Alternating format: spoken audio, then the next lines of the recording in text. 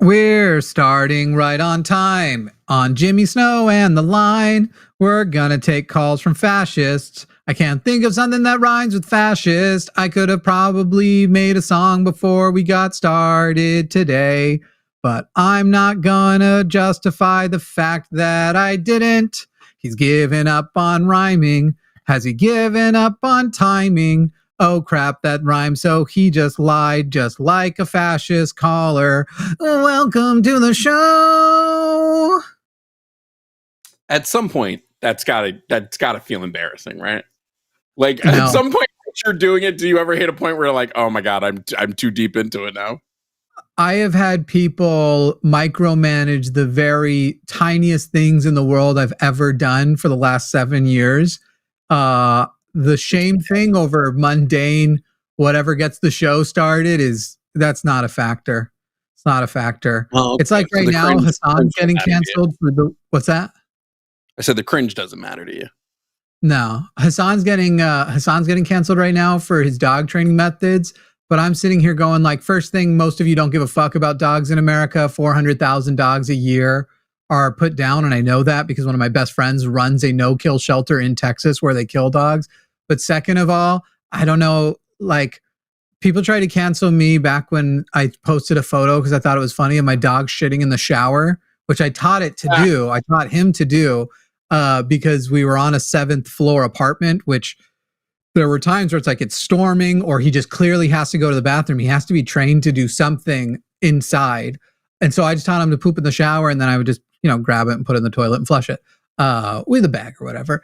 And I'm not even joking. People literally tried to like, well, that's actually wrong I don't remember what their justification. One of them was dumb that they were claiming that we're introducing dog parasites to the human sewage line when it's literally like, you're a fucking idiot. These all go to this. You know that the sprinklers that are like draining into the street, running through all of the fucking shit there, including people who don't pick up after the dog. Anyway, so what gets me is I've seen all this stuff with I've seen all the Hassan stuff, and there was a video that leaked where he I guess he said to like an old dog, he was like, "Stop doing that, I'm gonna kill you," or something nonsense. And I'm like, I say that to my pets all the time. I tell my pets I'm gonna beat their asses all the time. And people are losing their shit. I'm like, y'all don't have pets. The people losing their shit here do not have pets. I 2 days ago, my girlfriend was like being too hard on herself for how she looked. And she was like, I just look awful like this. And I said to her, please update your will and get your affairs in order because I'm going to murder you later. Like it's not, that you can use this language and not actually murder violence. Jimmy glorifying domestic violence, everybody. Confirmed. Yeah, anyway. I don't think you should use shock collars, but and I'm not going to say whether he is or isn't because he's claiming he isn't. People claim he is. But if somebody's like, oh, this person's using a shock collar on the dog, I'm like, I don't know. What do you want? What? The memes I've seen out of it, I'm under certain conditions, I don't know that I am opposed, but most people I think the number one thing it is used for is to stop bigger dogs that have heavy prey drive from killing small dogs, goats, rabbits, and the like. For property lines, they put an invisible shock fence along the property line. Do that. That sounds shitty. But as far as what a person would use, I definitely use my dog. We use a vibrate collar. I don't know. What if your property is right on? What if your property is right on a really like the road from Pet Cemetery? I would just have my dog on a lead. I wouldn't, or I'd build a run. I've done both of those things in the past. I don't know. But anyway, as far as those things go, the thing that I think is really funny about it is the photos. People imagine that these shock collars do crazy things. And I'm like, I've noticed almost everybody criticizing is a man because I'm like, bro, the reason why a lot of women aren't saying anything is they're like, I use a shock collar on my uterus when it hurts too much. Not literally a collar, but do you guys know what a TEMS machine is? You guys think they're tasing dogs out there when it literally just stimulates the muscle to tense up. And I know this because I've put a shock collar against my own, not only neck, but on my head when I get migraines. I had one of my vibrate collar. You can attach leads to it and make it a shock collar. And I tried it on myself. And I was literally like, ooh, I'm going to, but I use a vibrate. If we are doing if we're doing like off leash training, and he's like not, I don't know. I don't think we've used it in over a year, but it does. It basically all it does is signals to the dog like, even though you think you're far away, I still have access to you. Anyway, the whole thing's very silly. I have found the memes funny. I think they're hilarious. Yeah. But you can tell they actually think that, because some of them are like this guy has the audacity to one of them was like so this guy they compared him to Hitler, criticizing fascists, but does this and the dog's like covered in electrical charges. Like, you guys do not know how local stimulation. I watched the video of like, there's a video of him like pulling one of his old dogs, I guess, by the tail or something, like pulling him back from another by a tail. That's a bad idea. Sure, but I grew up with two pit bulls who, like, you can be rough with bigger dogs. Like, they don't actually give a damn. I still wouldn't pull any dog by their tail, but I wouldn't, just because I don't want to get my ass bit. But yeah. Me and my pit bulls used to roughhouse all the time. Yeah.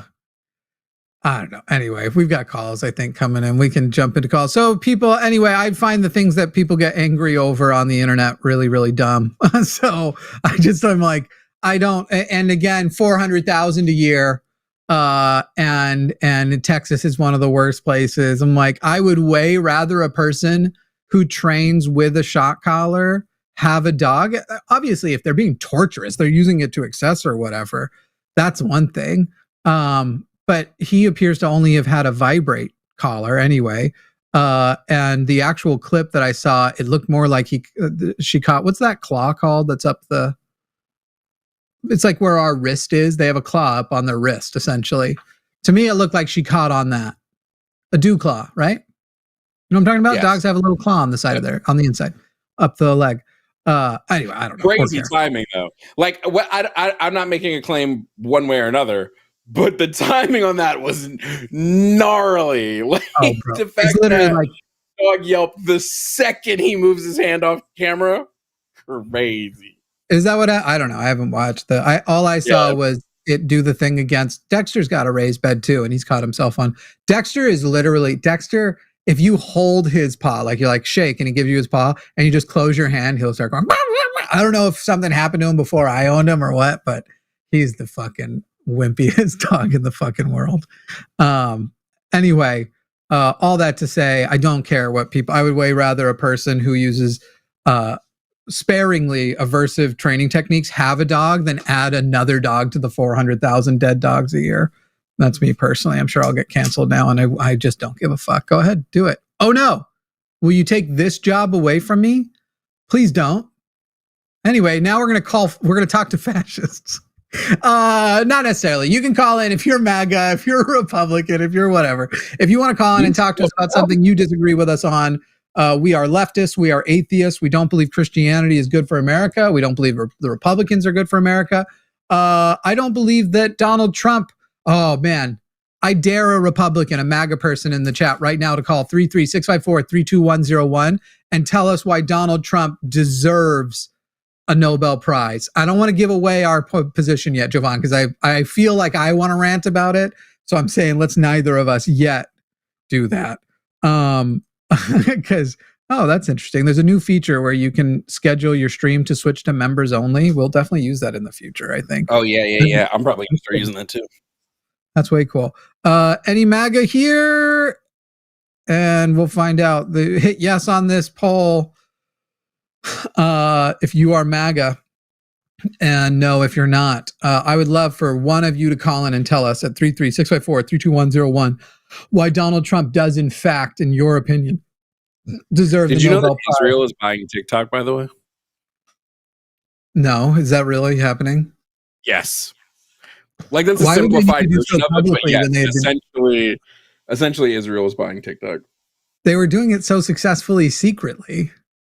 Bro, at this point, all the propaganda that you can prove has happened. I'm literally sitting here going like, Israel is why that Hassan dog thing's popping off. It kind of is too. Because like I said, you go and you follow these people's tweets and threads and you just look, one other time they've ever been an activist for fucking dogs. With the world treats dogs terribly, okay? Like, sorry how this is going to sound, but if anything, in the West, America and parts of Europe are the only places dogs seem to be treated very well. There's a few exceptions to that, but like there are parts of Asia, awful. Definitely parts of the Middle East. They hate dogs in parts of the Middle East. Like as a culture, culturally, they hate dogs in parts of the Middle East. And so you just see these people. I don't know why I'm back on the dogs again, but it's fake activism. None of them care. What brought me back to that? I don't even know. I think most internet activism is fake activism, but that's a story for another day. That's true. And in fairness, somebody's going to be like, I think your guys' activism is fake activism. We can't tell if Jimmy's on the toilet right now. And I'll never tell you.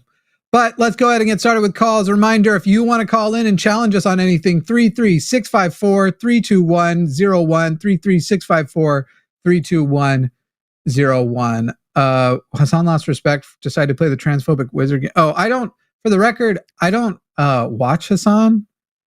I see his clips every now and then. I don't care whether people like him or not. I think he's a positive force for leftism in the same way that Bernie Sanders is. Bernie Sanders, though, now is far to the right for me, and I'm kind of like, you are kind of a sellout. But I think he's a good. Transphobic wizard game came free on Xbox. I was like, let me see what's going on with this. And I played it for 10 minutes. Was like, this is just like a bad game. Like, it's not even like there's so much wrong, obviously, with J.K. Rowling, and I don't even like Harry Potter anymore to begin with because I think it's like the books are bad. But like, transphobic wizard game is really bad. Like, it's not a good game. It's not fun. I had multiple people try to buy it for me where they were like, ha ha ha ha, it's been done anyway. I don't know. I don't care. I'm going to be honest.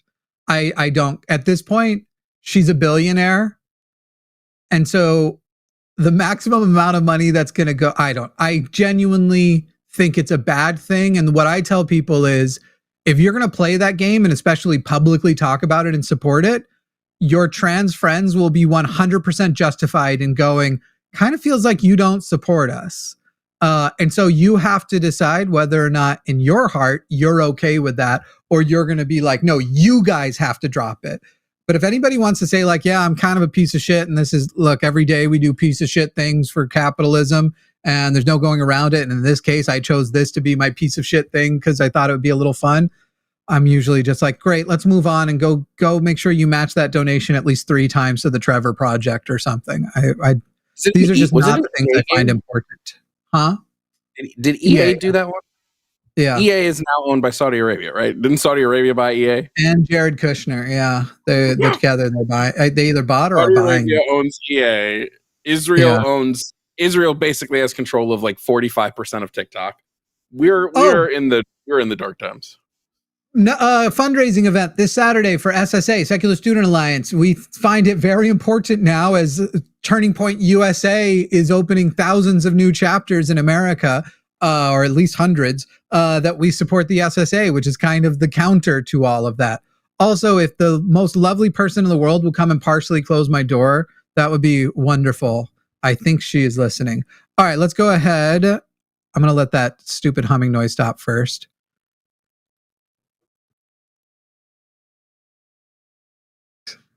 Okay, here we go. We're going to talk to, I think this might be a fake name. I just kind of doubt that your name is Unicorn, but Unicorn in Armenia.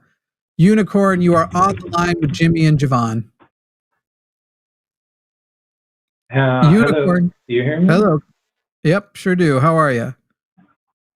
Thank you so very much, Jimmy and Jovan. Honestly, this is just a nickname, not a fake name, because hey, are we on speaker? It sounds like you're far away, which is already making it harder to understand you. Is it better now? Perhaps. We'll find out. All right, go ahead. What were you saying? Okay. Sorry for my bad connection, probably. I was just saying Unicorn is not a fake name. It's just a nickname, and I'm trying to protect my identity because my nationality is not Armenian. I moved to Armenia for the sake of my life, hopefully to save my life, and that's it.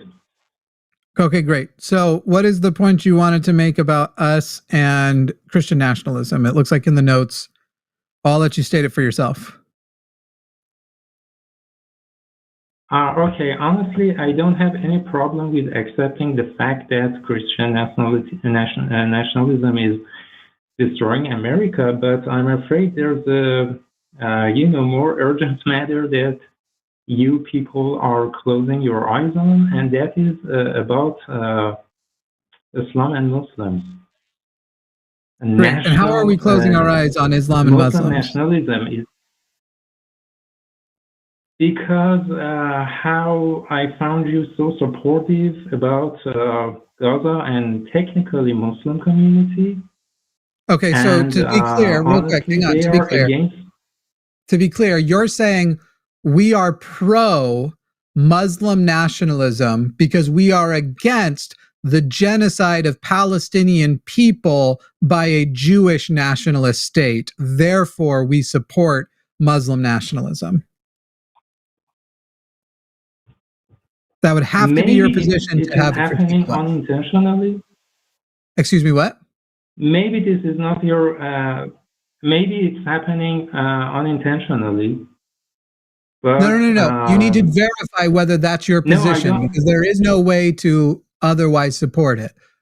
We have opposition to the Palestinians being genocided, regardless of if they're Muslim, regardless of what their identity is, regardless of what their beliefs are, children being starved, a people being murdered by a Jewish nationalist state would be the thing that we are opposed to. And so what is wrong with that opposition and how does it support Muslim nationalism? How to put it? First, I think that's some sort of exaggeration. Genocide on Gaza is not something is actually happening. This is the consequence of their own radical regime.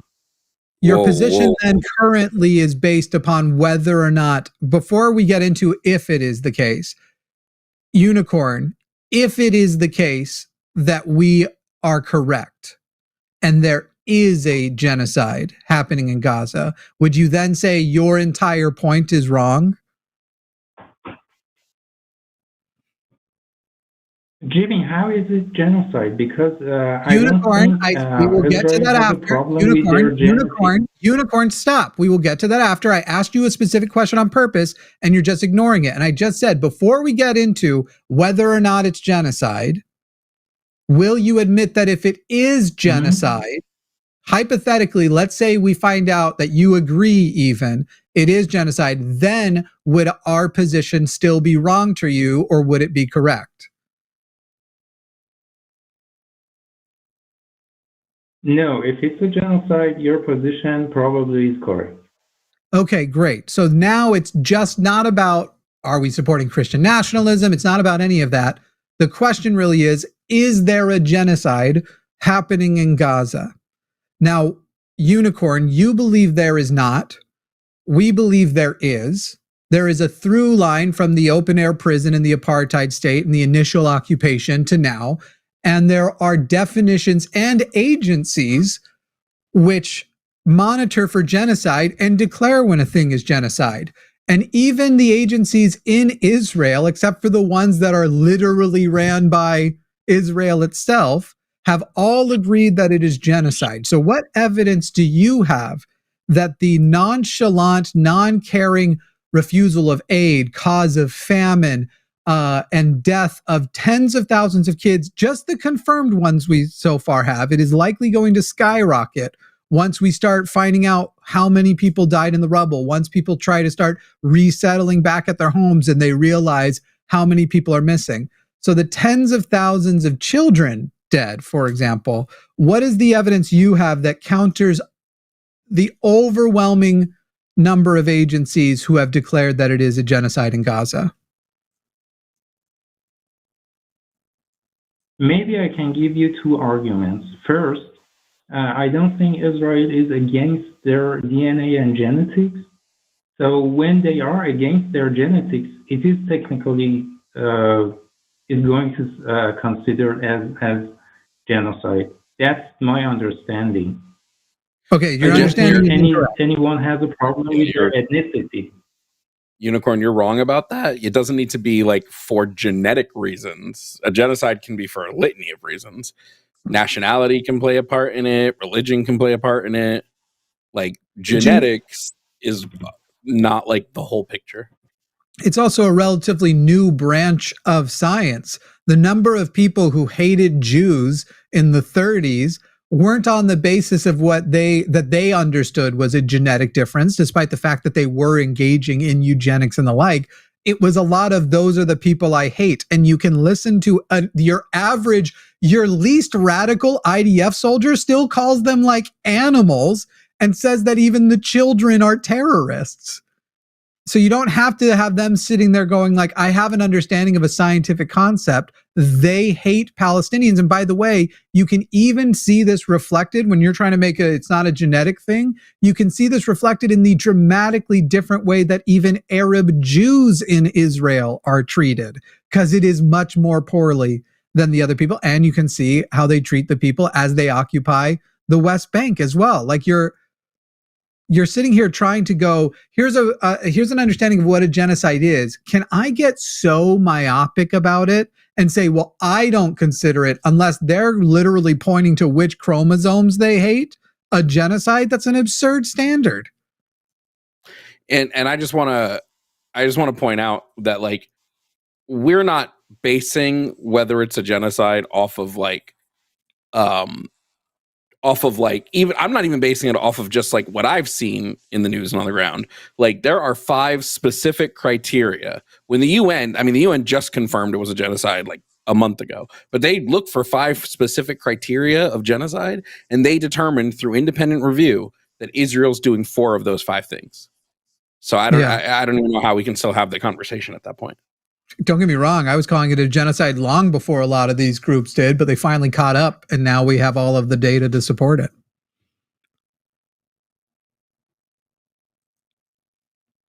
Okay, consider me convinced about that matter. Great. But at the same time, I'm not. Thank you. Thank you for the explanation. Sure. Do you still think that we support Muslim nationalism? I never claimed you're supporting Muslim nationalism. I'm just, I find it so dangerous supporting any kind of Muslims, because Islam is nothing but radicalism in its roots. And whoever considers themselves as a Muslim technically is supporting that violence against individuality, against minorities like queer people, which I am actually one of them. Sure. And this is actually, I know, I say supporting Muslims at any level is actually spending out of our lives and pockets in their favor. And I promise, you have no idea when you free Muslims how. I'm sorry. I hate to stop you, but I was letting him let out his own bigoted rope. I can't listen to the Islamophobia just like off cuff like that. If Unicorn, stop being vague. If you're going to tell us that we can't do something because of X, Y, or Z, don't be vague. Give us specifics. All you're saying is you can't support Muslims because of what bad things will happen. That doesn't tell me anything. I shouldn't eat hot dogs because of what bad things will happen to my body. Who cares? Excuse me, hang on, Unicorn. Do Jovan, you can respond to this question. Do Jovan or I support that if Muslims move to America, they would be able to, even as a population, vote to impose Muslim favoring laws? As in force Islam on the population? I didn't understand the question. Yeah, I'm sure you don't. I The didn't answer is understand the no, question. because we Can you do believe please- in the constitutional separation of church and state. So even if most of the population of an area, much like most of the population, I don't know about now, but in the past has supported the death penalty, that's not enough good reason, because the death penalty does seem to be unconstitutional. That's not a good enough reason to say the majority wants it. Therefore, nobody here that I know of supports the idea of pure democracy, where it's if most people there accept it.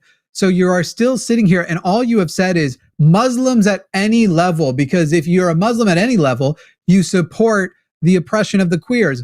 You seem to be ignoring that there are queer progressive Muslims, but also you're literally talking to people who we're in America. And right now, the biggest threat in America is Christian nationalism. And my ability to do anything for people who are Muslim and are in oppressive Muslim areas is dramatically threatened by the success of not Muslim nationalism, but Christian nationalism. So right now, I have to deal with the threat that has entered my door before I can head over to the next neighborhood and work with theirs, despite the fact that when they do call in or whatever, even if they are a progressive Muslim, I point out how fucking stupid their religion is, how it endorses pedophilia, how it is from the ground up a disgusting, that Muhammad was a disgusting person, that Islam sucks. The other night, I super chatted Justin's stream and asked why he thinks Muslims are always the worst apologists, because they tend to be worse than even Christian,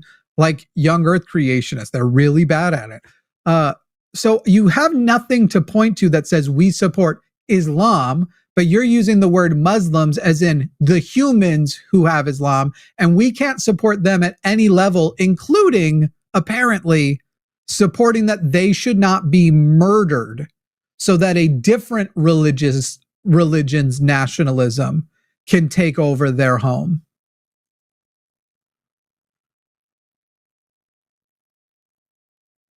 Okay.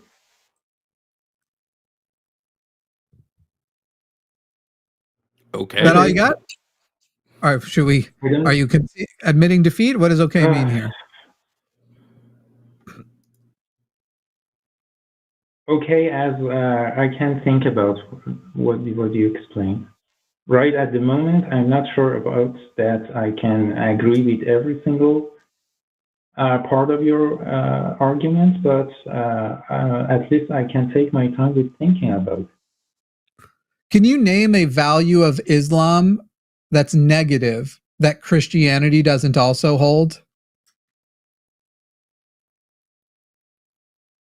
Maybe not, but Christianity at least has been controlled by so many tools you have in your toolbox, and you're so lucky with that, like Constitution and whatever can put a leash on savagery from Christianity. But unfortunately, in Middle East, we don't have any of those tools, and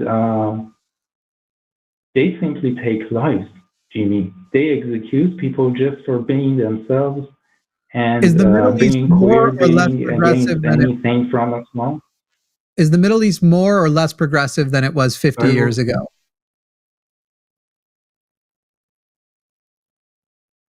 I don't think it's more progressive. I mean, you get you get to find more progressive individuals, but overall, the whole Middle East is boiling in eagerness for Islam and how Unicorn, they are melted down in their religion and ideology. What's the solution? And try to avoid the phrase final solution as you answer. What's the solution? I wish I had one. Okay, great. I do. It's communicating, debating, and promoting secular constitution, separation of church and state. And on our end is a communication arm using communication to battle bad information, to spread education. And right now, we have a country that is trying to turn in literally like what you're describing over there. They want to execute people that do this. They want to do violence. Great. That's happening in my country right now and not by the Muslims. They are literally trying to take us to a Christian country and argue that this constitution, which you say makes it clear and puts a leash on it all, their argument is that it isn't clear and that we actually are a Christian constitution and we should be adopting more of God's perfect laws for things like marriage. So right now, we have to focus on stopping that and yet we are still, by the way, fighting bad information from Muslims. You are welcome to get as many Muslims as you want to call our shows as possible, and we will continue to make them look very dumb because it really isn't hard, just like Christians. It's really not hard. You are welcome to do that, and we'll continue to do our thing. Yes, but you sitting there going, I have no solution, but you guys are supporting Muslim nationalism in some way is ridiculous. And you still have yet to give us an example of how we're doing that. No, again, I never claimed that you're supporting Muslim nationalism. But well, you wrote in the notes when you called in on the internet. When you called in on the internet, you wrote your notes before the screener, and the notes you wrote were, if Christian nationalism is destroying America, then the Muslim nationalism destroys the whole world. So are you ready to stop supporting Muslims? Yes, because I believe not supporting Muslims is going to control Muslim nationalism at the same time. So the result is going to be... Wait, Unicorn, can you just like point me to an area that isn't a primarily like an Islam focused country, somewhere new that they've come in and they've implemented whatever you think they're going to do to ruin the country? Do you have any examples of this happening ever in like the last 10 years?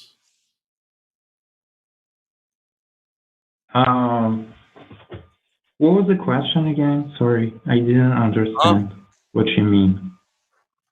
Can you point me out within the last 10 years, Muslim country which is doing what? Point me to a country that's been taken over by Muslim people who they have changed the laws, changed the culture, done all these things that you think are going to be dangerous and harmful. Iran. Not within the last decade, but for more than 4 decades ago, Muslim radicals taken over my home country. Whoa. I didn't ask about radicals. There are radicals in if Christian radicals had their way, we would be living under the Westboro Baptist Church. So I'm not talking about radicals. Islam is about radicalism. No, it's not. Islam is about radicalism. There's no not any more than Christianity is, not any more than any other religion is. I think it's more dangerous. I think it's more radical. Based on what? I mean, in your Christian country, hold on. You've based been on lucky what? to experience gay marriage, freedom. The thing that you're not understanding, Unicorn, is you're trying to speak to a current day state of affairs, as opposed to one, either a holistic picture, or two, you are speaking as though Islam is innately, it is by its nature more dangerous, right? But if you look at the Bible also talks about killing infidels. The Bible, Jesus said you have to hate your family to love him. There's happy is he who dashes the non-believing children's head against the rocks, all that kind of, it's a terribly violent book. But right now you're sitting and you're going, okay, well, right now the worst radicalization is amongst Muslims. That must be something about Islam. And you're going to ignore the other factors of like how America and the West have made sure that those countries are kept in poverty, how we have used them to fight wars for us that then came back to bite us in the ass. And then when those same radicals that we relied on and radicalized knock down a couple of our buildings, well, now we're off on a righteous war to take care of the problem that we created in the first place. It's amazing. It's you're like the capitalists who call in too, and you just want to be like, name me a socialist nation that's ever worked. And we're like, name us a capitalist nation that's ever worked, running on just capitalism. And you're going to completely ignore that there have been great progressive societies. And there are great progressive areas in America right now that where mostly Muslims live. and that it has far more to do with access to education and whether or not you are undermining the existence of a people by forcing them into poverty than it has anything else. And once you get those factors out of the way and you reduce the radicalization by dramatic numbers and you only have small pods left, then you work on the rest. Or you can do it all at the same time, but then you work on basically just making it fucking embarrassing to believe in something as stupid as Islam. Well, I'm sorry if I did sound ignorant to all you described. I don't have any problems with accepting whatever you just described as truth.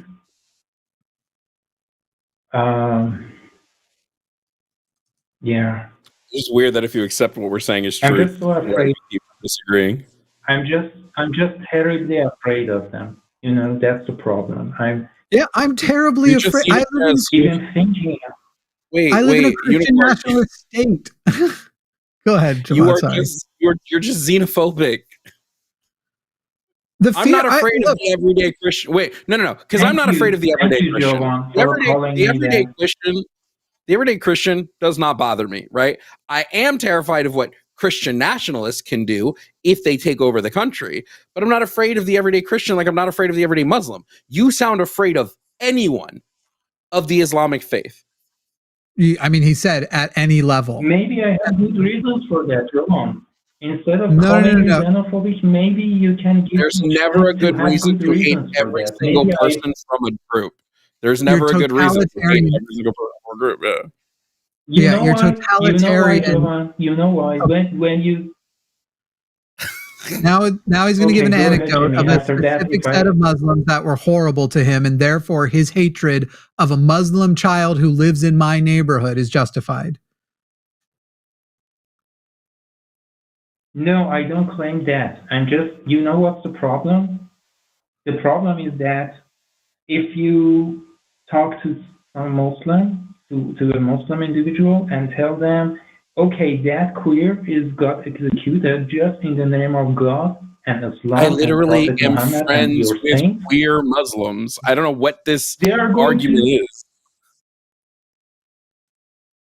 Just let me finish this sentence. They are going to be okay with that.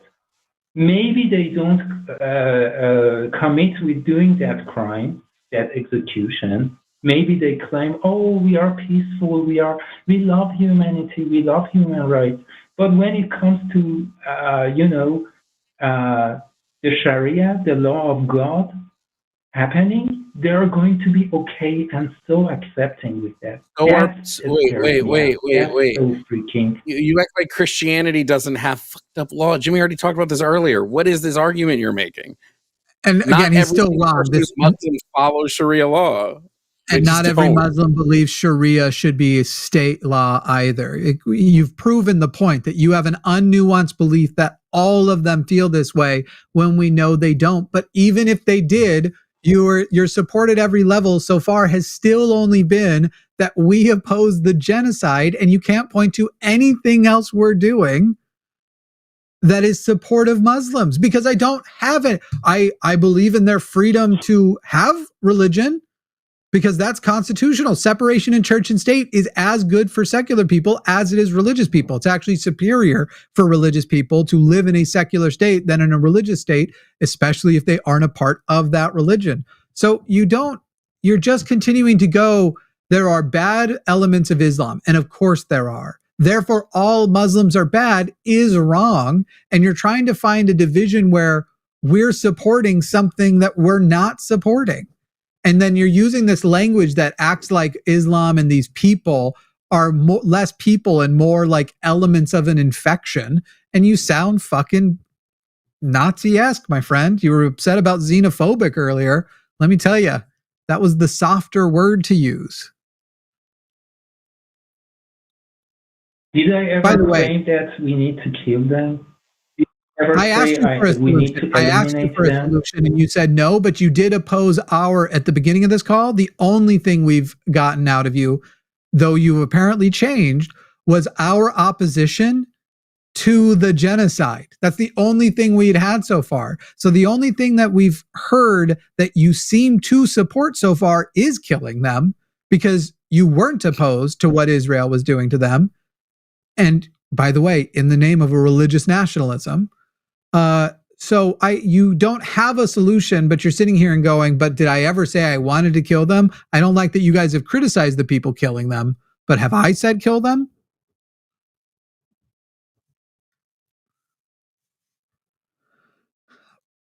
Okay, Unicorn, I don't know if there's any reason to continue this on. This just seems like at this point, you've completely lost the plot and you don't yet have an actual real point to make.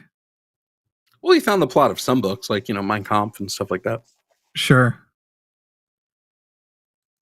Will it make you feel better if we say we oppose Islam and we don't think anybody should adhere to Islam or think of it as anything besides, it has a historical context, obviously.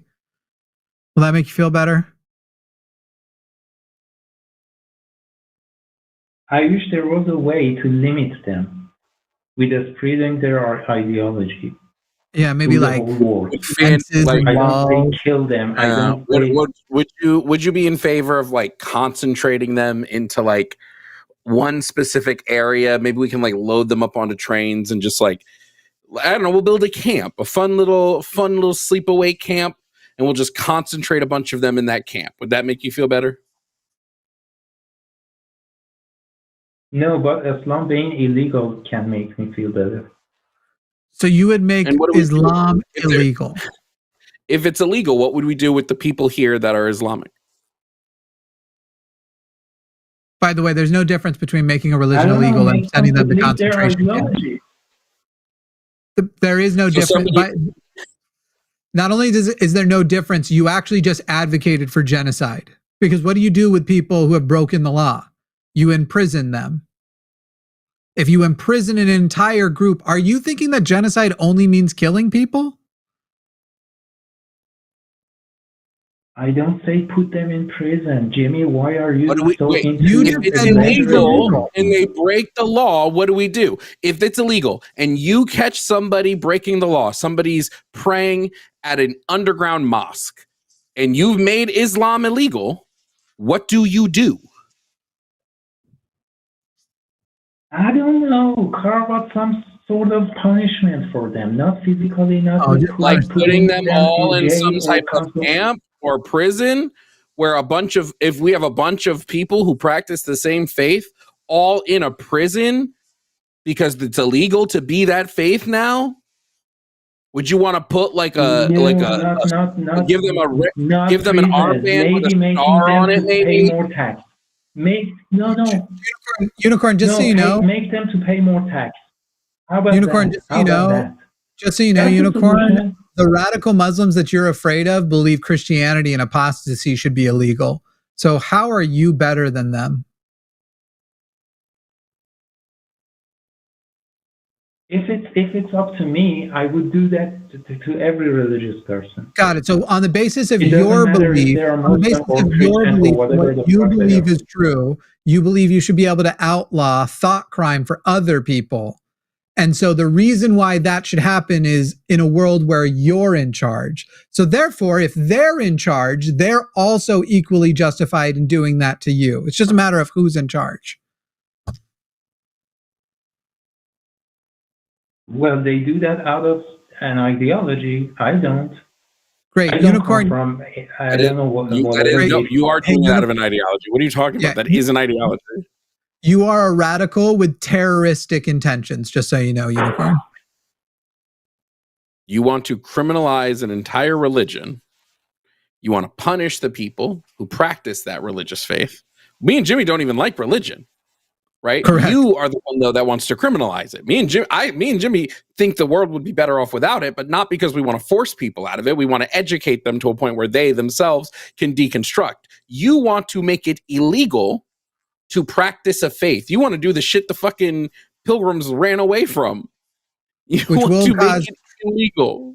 Which will cause a ginormous outbreak of violence. And it's very useful to genocidal people like you, Unicorn, because then when you force people into those conditions, you make it illegal, you kind of separate them off. There's a sort of apartheid situation. You put them in an open air prison, you restrict their access to other people. Hey, remind me, you were opposed to, you said you agree the genocide in Gaza is bad, but literally the genocide in Gaza is happening in response, supposedly, of October 7th. How was the lead up to October 7th literally not what you're describing? Restricting their access, penalizing them for their beliefs, penalizing them for believing that they as Arab Muslims deserve to live in a certain place. In what world, dude, you're sitting there and going like, make it illegal. And then if they break what if they keep breaking the law? What if they respond to their identity being illegal with violence? You're not going to meet that with violence. You don't even recognize that in the name of some kind of like forward thinking. You think you're so progressive and you're going to get Islam out here. You've accidentally become Hitler.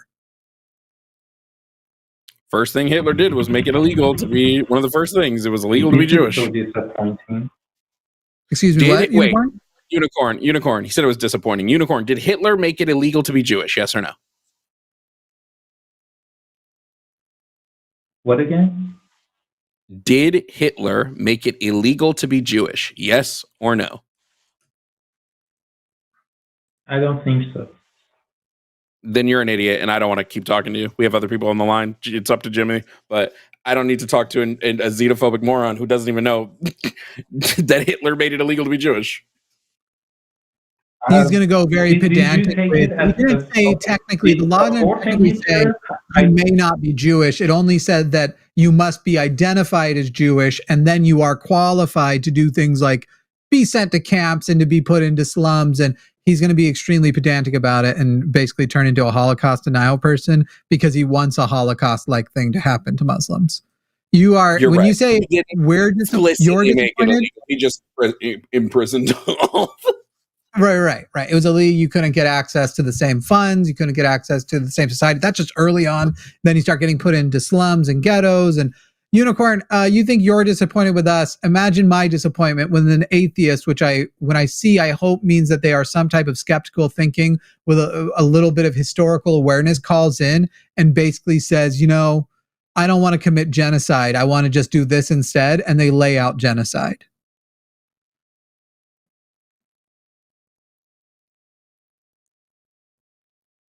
All right, okay, well, I'm not doing. Thank you for your time, and you're so welcome. I hope you take the lessons today and learn how to become less of a bigoted monster, and get away from thinking you are so superior to the oppressors that you allegedly have been fleeing, even as you advocate for their innocent children and family members to lose access to freedom if they continue believing in their religion.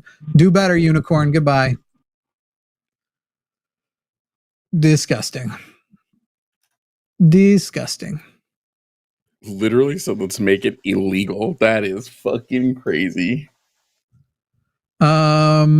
Let's see.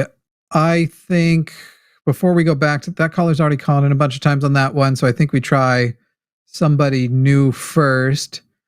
Caesar in Georgia is a MAGA person. I don't know what to call you anymore. Caesar in Georgia, you're on the line with Jimmy and Jovan, and I think the first thing I want to know is, do you believe that Donald Trump deserves the Nobel Peace Prize? I think yes.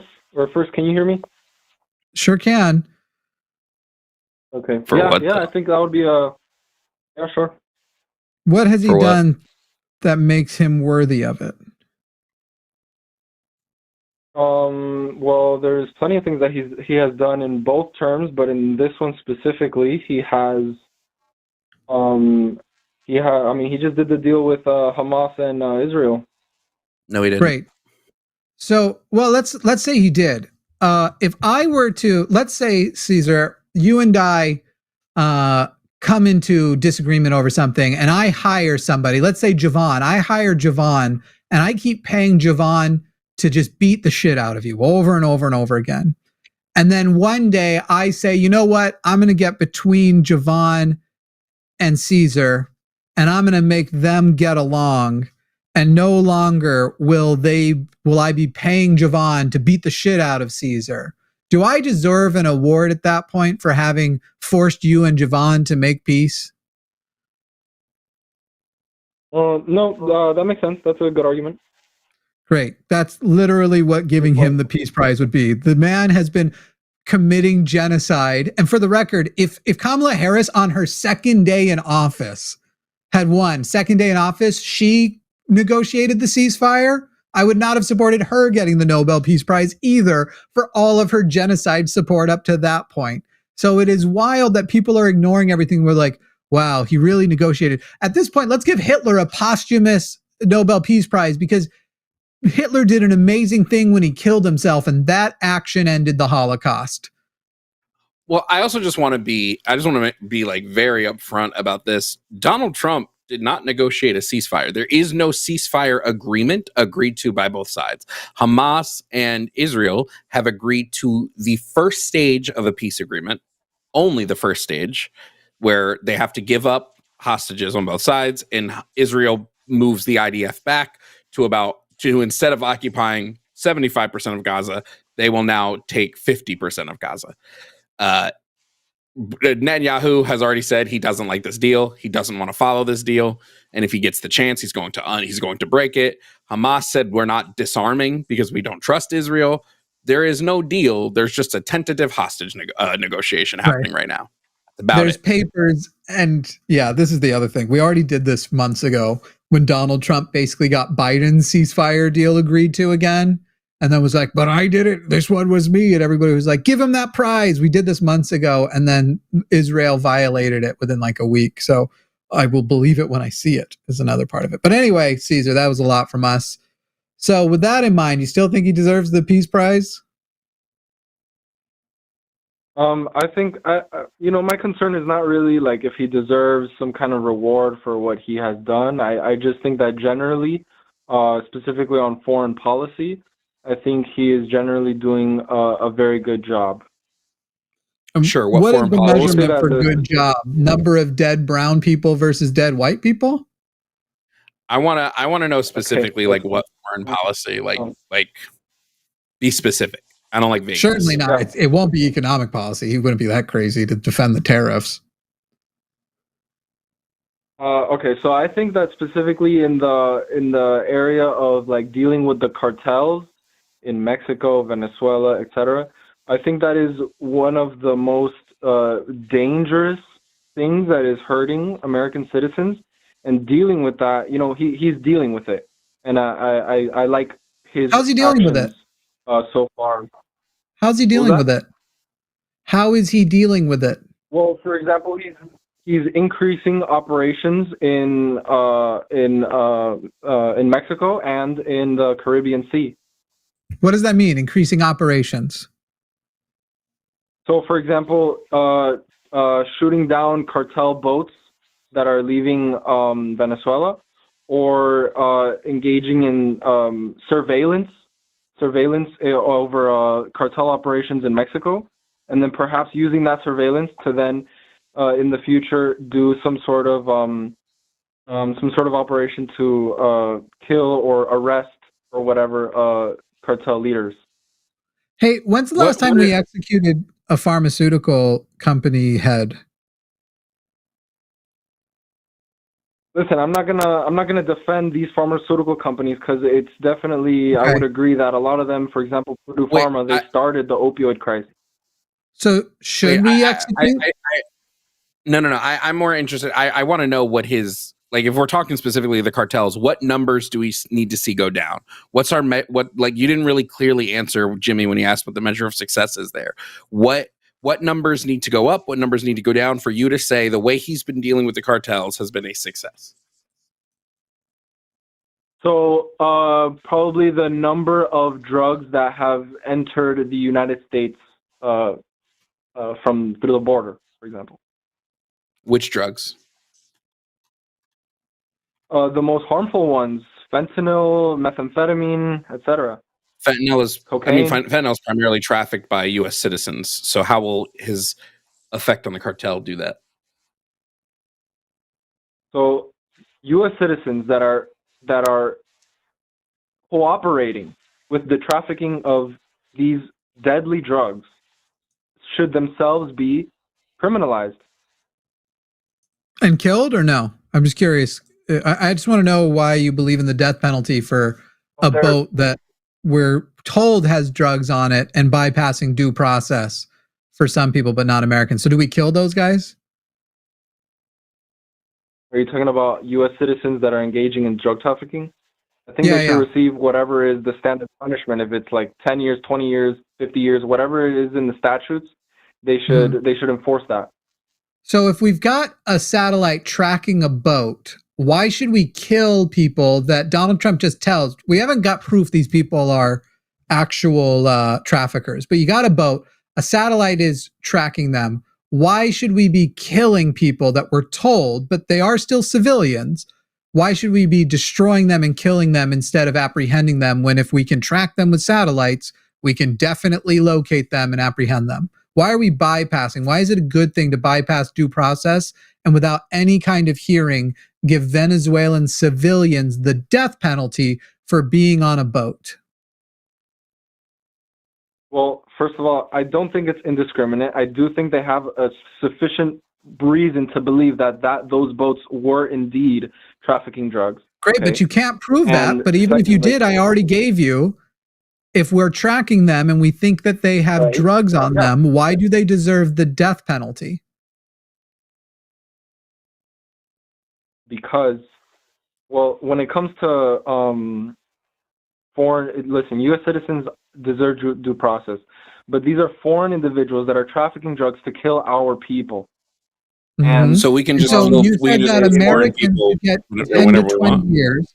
You said Americans should get 10 to 20 years for doing the same thing as them, but they, because they are foreign, should die?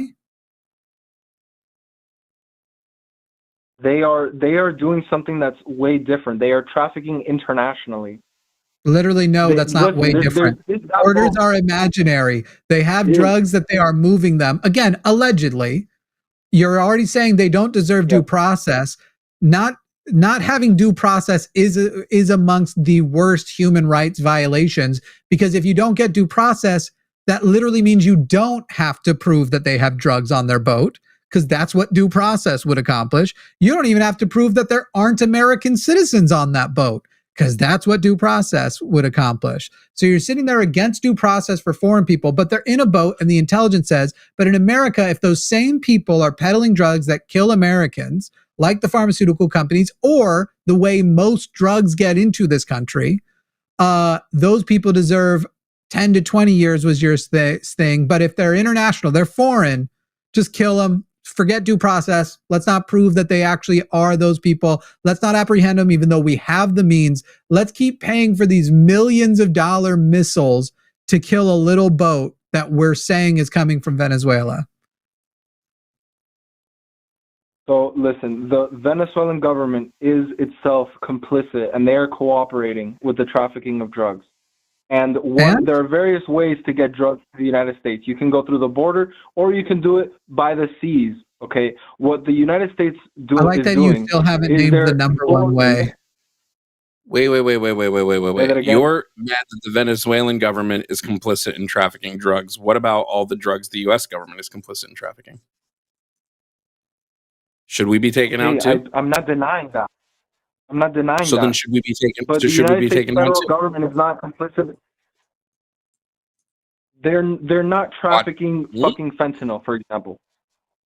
Not fentanyl. They've trafficked tons of drugs, though. Where do you like? Okay, I understand, but all of these drugs, the most harmful drugs. We've then flooded those drugs into our own neighborhood. What? Yes, the vast majority of I know about the seizures CIA, at the border. Wait. The vast majority of fentanyl seized at our borders is seized from U.S. citizens. Of course, they're given by the cartel to whoever's across the border to then distribute it. No, the U.S. citizens are bringing it across the border. They might be getting it from the cartel, sure, but they're bringing it across the border. Okay, I understand that. That's a fucking crime that should be dealt with. But it's being produced in Mexico. How should we deal with it? How should we deal with it? Like, if there's a production site where they're producing fentanyl because it's a chemical process, then you destroy that production site. Whoever is distributing it, they should all be We should just be dropping arrested. bombs on. We should just be dropping bombs on. Well, how can they arrest? How can you arrest them if you're just like torching the production sites? Well, yeah, we should destroy the production sites, absolutely. But I'm talking about production. Like we did in Afghanistan, right? Well, oh wait, no. We was specifically not actually a America direct threat to the specifically United States. avoided the poppy seeds to make sure that they could continue to cultivate heroin. But my bad.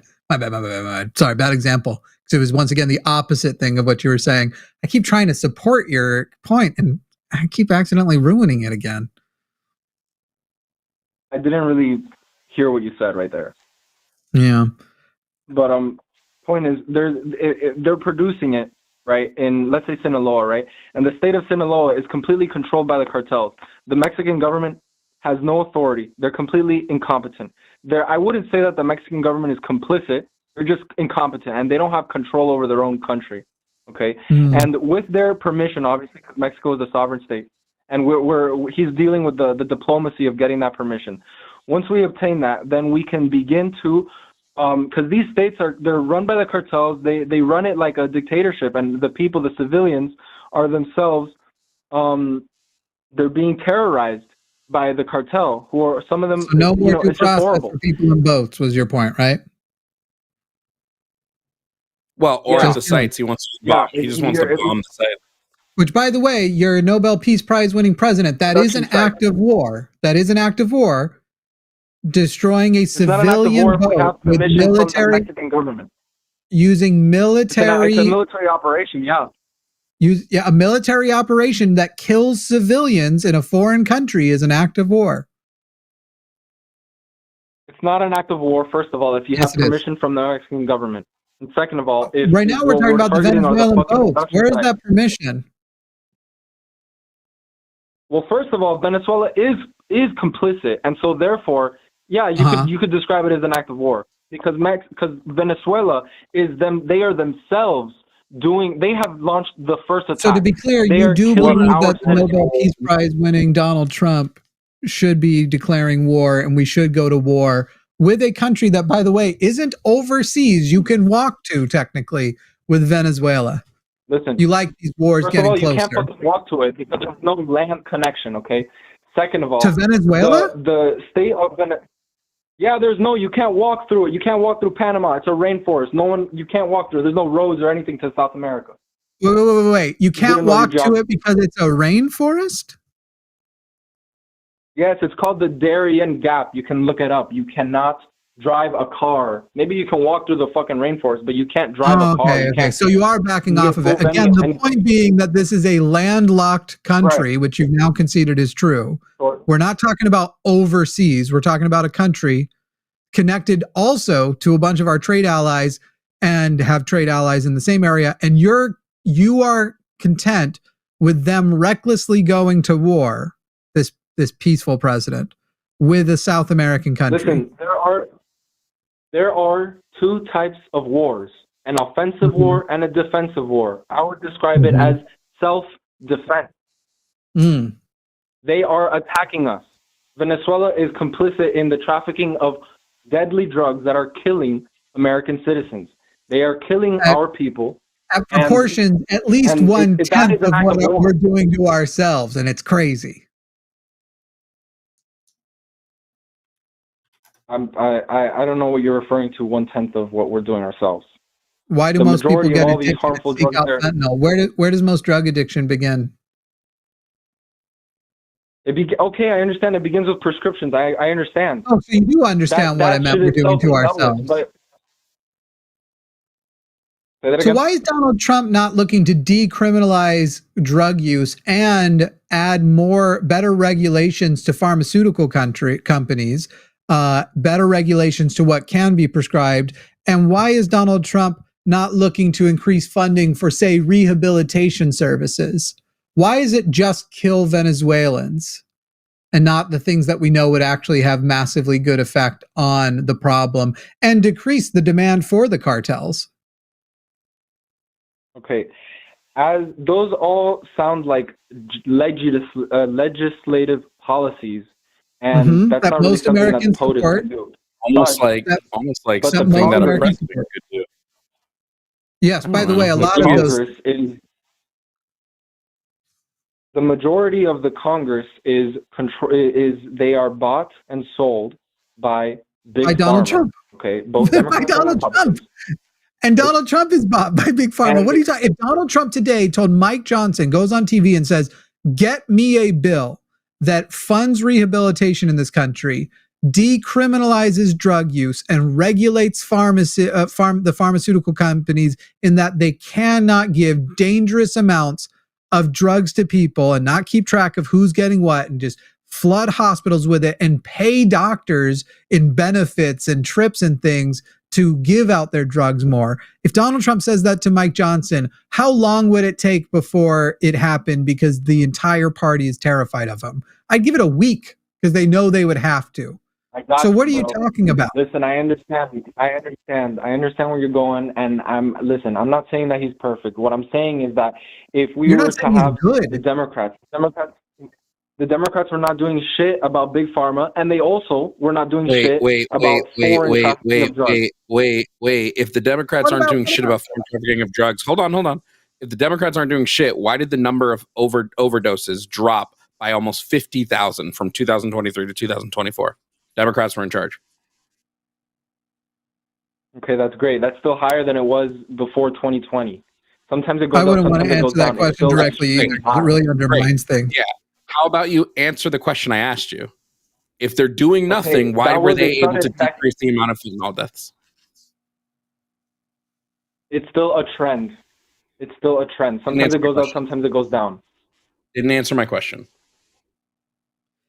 But to be clear, Caesar, it sounds like you're saying you would support the Democrats if they would take on more radical positions that would approach this. For example, if the Democrat in 2028 runs on Medicare for all, which would deliver most of those things we just described, you will support the Democrat at that point, right? If they actually crack down on big pharma and deal with the foreign trafficking of drugs, those are two policies that I'm very supportive of.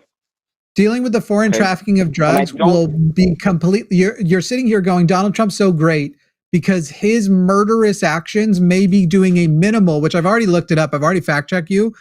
There's no currently, there is no projections that there is long time modifications happening to the cartels here. They're having to change their leadership and stuff. Right. But as far as impact goes, all of this violent shit they're doing, all of the excess is not going to do anything long term. But in the meantime, we're deporting people who are here working, who support our economy, who are good people looking for a better life. And that's the real cost that we are paying for you guys to feel good about getting to see some boats blow up with civilians on them. Listen, this is the beginning, right? He's been in office not even a year. Okay, right now they have had very limited non-violent operations in Mexico. We need to stop having that. Wait, Caesar. We need to stop having that talking point of like he's only been in office for a year. He had an entire term. We saw what happened based on his first term. We know what the outcome of his policies will be because all he did is took the same policies that had negative outcomes the first time and increased the range and scope of those policies to continue to have negative outcomes the second time. Caesar, will you confirm, because we've already established it, that the number one thing we can do for this is to pass a major medical reform bill? Yeah, dealing with big pharma would be really good. What year did Donald Trump first say that they are a week or so away from releasing their replacement for the ACA, their replacement for Obamacare, that he said, and everyone's going to love it, it's better in every way? Do you remember what year he first said that? No. It's 2015. That is 10 years ago now that it was about to come out. What year did his proposed replacement for Obamacare actually come out? I don't remember. It hasn't, including when they tried to repeal it in I think that was 2017. In 2017, it might have been 2018. You might remember the John McCain big moment where he goes down. They tried to repeal it before having a replacement. And we're just basically given the instructions of give us a replacement so we know what we're going to put in after the fact. And then, oh, replacement's 2 weeks away. Everyone's going to love it. It covers everything. Everyone's going to love it. He said it during his last campaign and the campaign before. We're going to be releasing very soon. We're going to be showing you our replacement for Obamacare. He still has not released it. So you and I have agreed the most meaningful thing they could do is a major Medicare, medical insurance overhaul or medical bill. Medicare for all would be the way I would do it.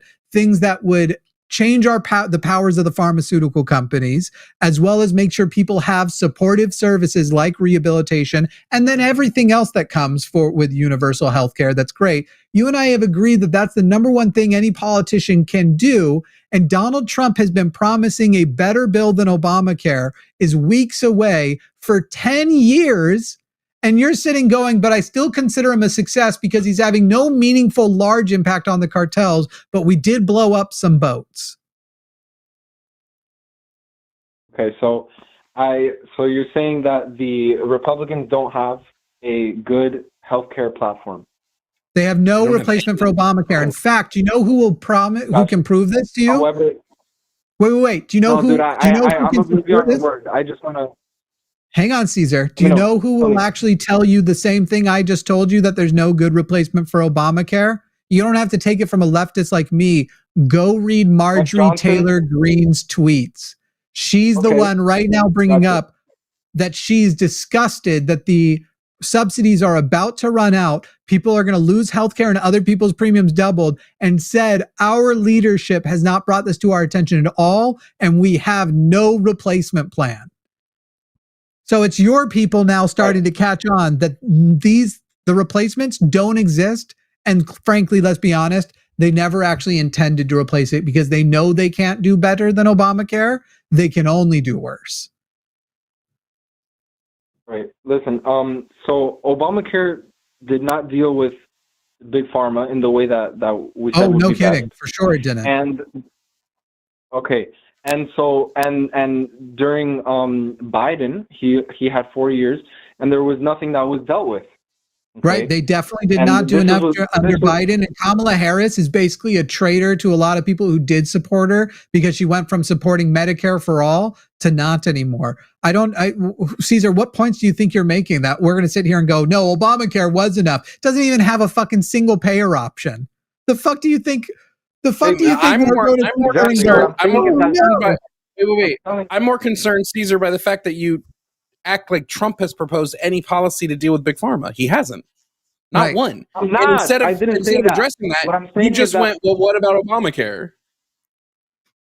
No, dude, what I'm trying to articulate is that I was standing in 2024 and I was looking at both parties, and I saw that the Democrats, they weren't doing anything productive.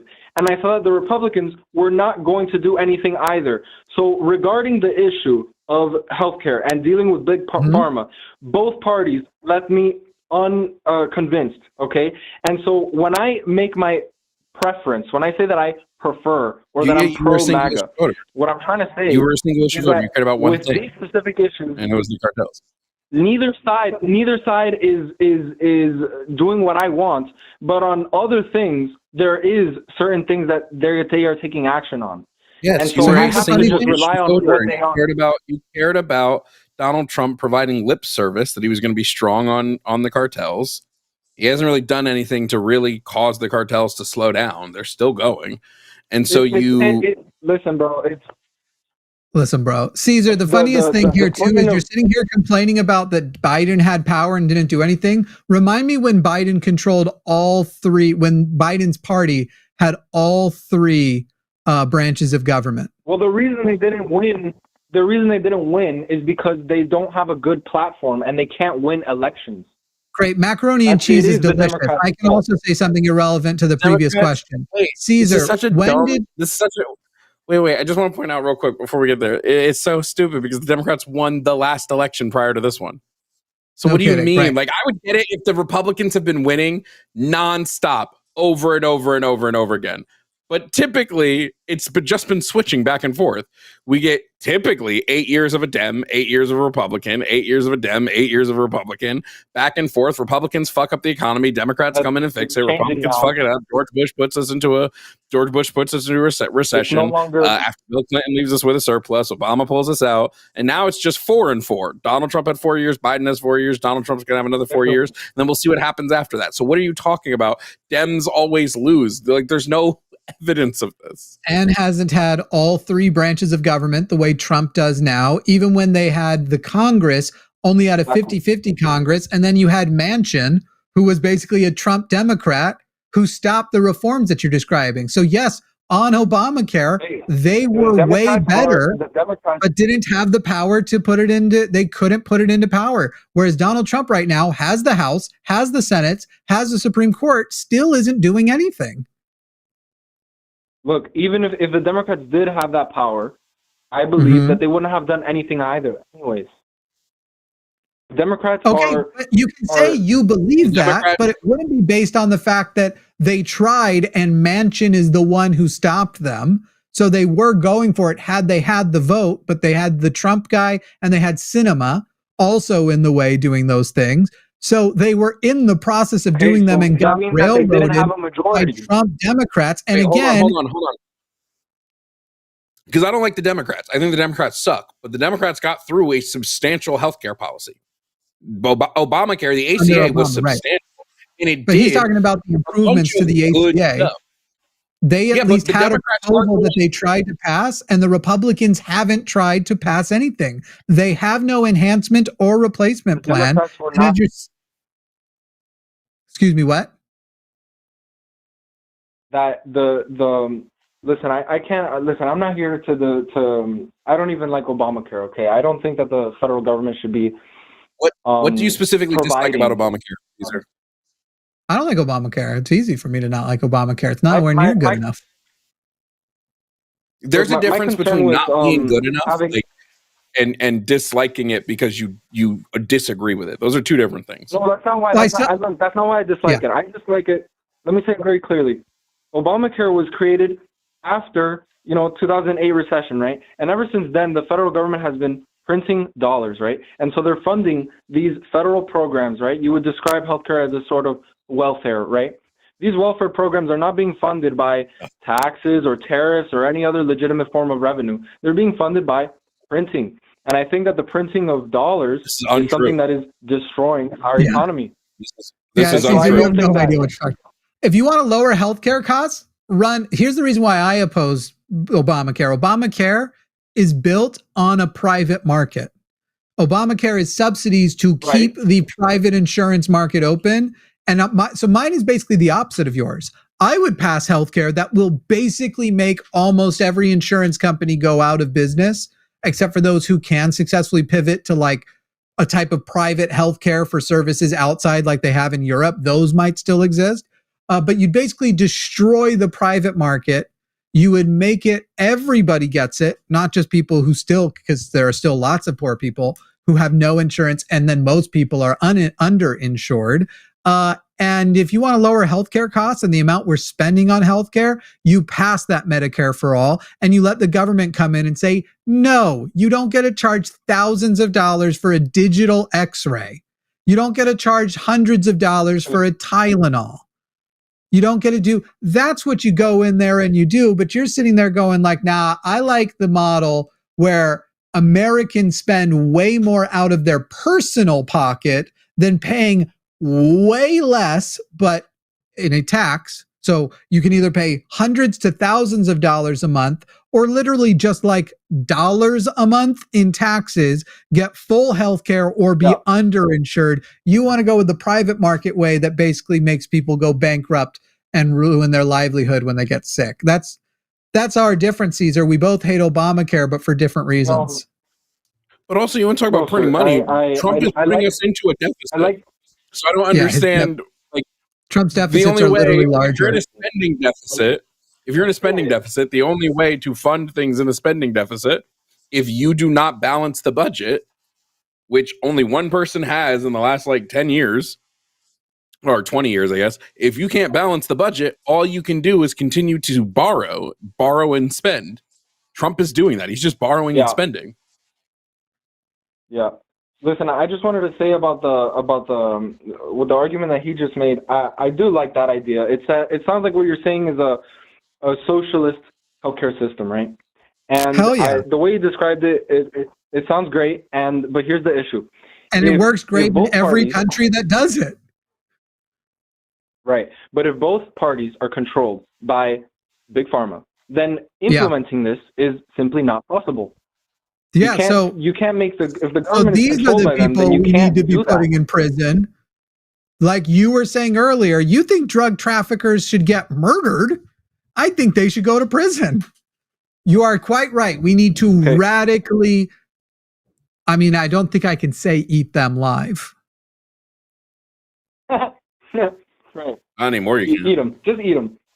Listen, what's the name of that guy? The Sackler family, the ones that founded Purdue Pharma, right? I think they are the largest cartel. They are the worst. They have killed more people than any Donald Trump is in their pocket, right? Donald Trump's in their pocket. So okay, I understand that, but so are the Democrats. And yep, so and when it comes to the issue, when you have a choice of two evils, options, you pick the lesser because the Democrats are lesser in their pocket. Yeah, and in my eyes, respectfully, I think that Trump is indeed the lesser evil because the Democrats would have and will destroy the country if they ever come into office.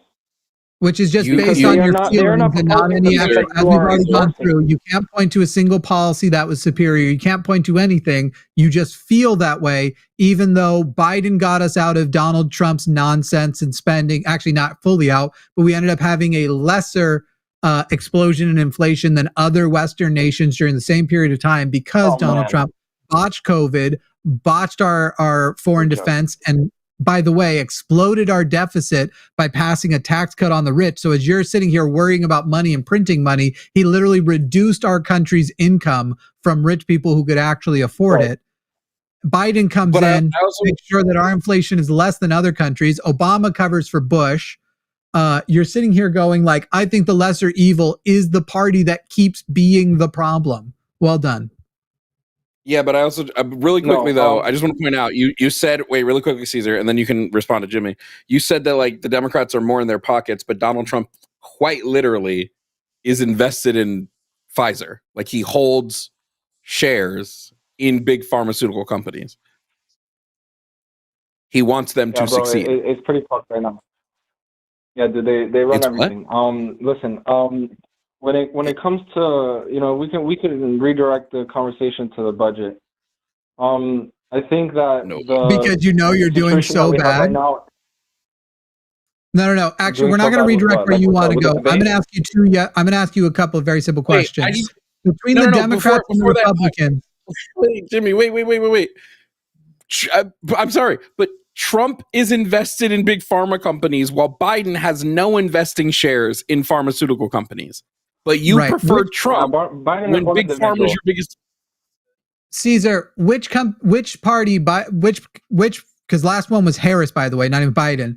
So between Biden and Harris, which party suggested more regulations for pharmaceutical countries? Republicans or Democrats?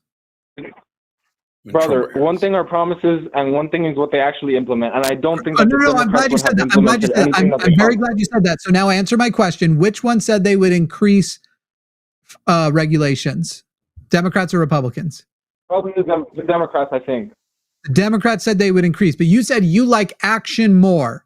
Great. In May of 2025, what executive action did Donald Trump take? What executive order did he do? Tell me which one you're referring to. It's the one where he eliminated regulations to speed up approval process for domestic pharmaceutical manufacturing. He literally reduced regulations on the pharmaceutical companies in America. Right. So they promised they would add more, but you didn't believe them. So you went with the guy who promised he would do less. He would take regulations away and now has. So it's not just promises, it's doing. You went with the guy because you believed his promise to make things worse more than you believed their promise to make things better. At least you thought he would keep the promise, even if the promise was going in the bad way. Yeah, you could say it like that. Yeah. Great. So you would rather vote for a person who promises to murder than a person who promises to reduce murders. Okay, but then they actually end up murdering anyways. Yeah, exactly. I would rather. You went with the guy who promises to murder. By the way, they didn't. They literally increased regulations during their period of time. In fact, these are where the regulations come from. It's always Democrats put in regulations and Republicans run on taking them away and making pharmaceutical countries richer. Caesar, we have other people waiting, and at this point you are floundering and have shown that you are just like only capable of being wrong. So I think we just move on. Okay. All right. Thanks for the talk, guys. Thanks, Caesar. That was just wild. He literally just admitted he'd rather vote for a person who promises to murder than a person who promises to reduce murder, but he suspects they won't. What's funny to me is just watching everybody in chat who thinks we're Democrats. Like, I don't hate the Democrats. Bro, that's the fucking thing too. We had two choices, as he said. There was a reason to vote for the Democrats over the Republicans. Fuck the Democrats. I will be campaigning in the primaries for people who don't, basically, if you don't throw trans people under the bus and you support Medicare for all, if you do those two things, I don't really give a fuck what your party is. I will support you. Boom. That's it. If a Republican comes out and goes, trans people are fine, let them do whatever they fucking want, and Medicare for all, we really need to pass it, I will fucking support the Republican at that fucking point. I don't give a shit who you are. Mm-hmm. There's a person trying to do the anonymous call-in thing again. I don't know why. It's not going to happen. I want 8. I want 8. All right, sure. Don't mess with the Gohan. Gohan in Texas, you are on the line with Jimmy and Jovan. Gohan, how are you? Good. How are you guys doing? Peachy. Chilling. Give it to us. Great. So I think this is my first time talking to both of you guys, so hello. My main stance, my main stance on why I voted for Trump. I know he's not as pro-life as I would like him, but he was more pro-life than the other candidate. And who wasn't pro-life? Sure. I think you should be pro-life as well. Why? Okay, and I think that you cannot make a non-religious, you cannot make a single secular, scientific, or objective argument that supports the pro-life movement. So this is going to be the thing. If all you have is some kind of my interpretation of Christianity thing, you don't even need to worry about defending abortion. You need to prove your version of Christianity true. But if you think you can make a secular argument, then we'll hear it. But I warn you, you will fail. Okay. And I do accept that challenge because that's the way I'm going down. And just to be clear, there are secular pro-lifers out there. Like, well, I know, and they're wrong. I'm going to tell you, most. I've only run into one secular pro-life argument, and it's a bad argument to begin with. Most pro-life arguments will always come down to religion because it boils down to they believe humans were granted some inalienable right to life, and they believe it was granted to them prior to birth. And the only way that they can hold that stance is if they believe in some higher power. By the way, you just failed. You already failed within the first 10 seconds of trying to make your secular case because you said there were secular pro-lifers, which means you don't understand what pro-life is because the first person you cited was Christopher Hitchens, who Christopher Hitchens says he is ethically uneasy about abortion. He did not say make it illegal. He said that he felt when considering the termination of a life, the subject of that life should be consulted, however, was opposed to the government imposition of no abortion. Pro-life does not mean, or pro-choice does not mean you would yourself get an abortion. Pro-choice doesn't even mean you yourself thinks abortion is cool. Pro-choice means you get the choice. and he supported not getting the government between a person and their doctor. He did not believe in a ban. And just as you said, you think Donald Trump isn't pro-life enough. He definitely was to the left of Donald Trump on abortion by a lot. So, I mean, I would say there are some smaller details that are wrong there. Like he was in support of the overturning of Roe v. Wade. He said it should go back to the states, and states want to outlaw it. That's fine. Who said that? He was in Hitchens. He was in favor of overturning Roe v. Wade for that reason. He said it should. When did he say that? Up to each state. I'm not sure. Wait, off the now top of my now head. we're just arguing about what Hitchens go back to the state, right? Right. And by the way, I literally just fact check it. I can't. And by the way, this database has access to every word he ever said. He never once expressed favoring reversing Roe v. Wade. So unless you can cite me where I'm wrong, I'm going to dismiss that as you just made that the fuck up. And I knew you did already because you used the phrase "give it back to the states," which is a phrase that Donald Trump, while it isn't untrue of what other people have said, that's very much a Trumpism. He wanted it to go back to the states. We're literally talking about something being a civil right or not, and no person with half a brain thinks a civil right should be decided at the state level versus the federal level. So, I mean, I'll keep looking it up as we keep talking, but Great. I'm looking forward to where you find him saying turn over Roe v. Wade. Okay. So I'll keep looking at that as we keep talking. Off the top of my head, I don't remember. But, yeah, because he didn't. Either way, he didn't do it. I do believe I can make a argument that secular humanists should support. Lay it on. Against Go for it. So there's two separate arguments or two separate stances that need to be held. One is that there should be no direct killing of a human organism unless there's a sufficient level of high risk of severe harm. And then the second one is parents should not be allowed to starve their children. Great, they already can. So, the second one is kind of pointless. The second one is kind of pointless because the first one falls flat on its face. I don't care if a human organism dies. I never would care if a human organism dies. That's not telling me anything. Because why is it wrong to kill a human organism? I mean, if I'm correct, secular humanism has as its stance the flourishment of humans. Is that correct? Yep. Maximizing the well-being of humans. Wait. Before we move on to that, just please answer. Wait. I can't say your name, but just answer me the question. Why is it wrong to kill a human organism?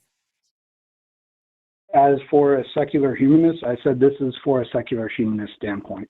If you kill humans, and I would say that in secular humanism it is not on it. Wait, again, in secular humanism, it is not on its face wrong to kill a human organism. Unless there's high risk of severe harm. Nope. It's doesn't matter whether there's severe harm or not. What matters.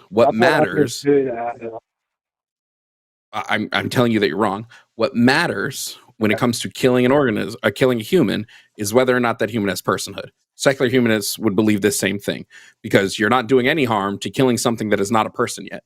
They can't experience harm. You can't make someone experience a thing when they have the inability to experience. So this is why I asked, why is it wrong on its face to kill a human organism? Secular humanists wouldn't just say blanket, it's wrong to kill a human organism. If I told Jimmy, as a secular humanist, hey, Jimmy, here's a hunting rifle, you can take out Hitler. Jimmy would do it in a heartbeat. I'm more excited by the time machine. Hey, severe harm. Gohan, do we need to put placentas on life support when they are after delivery? Is a placenta a human organism? Correct.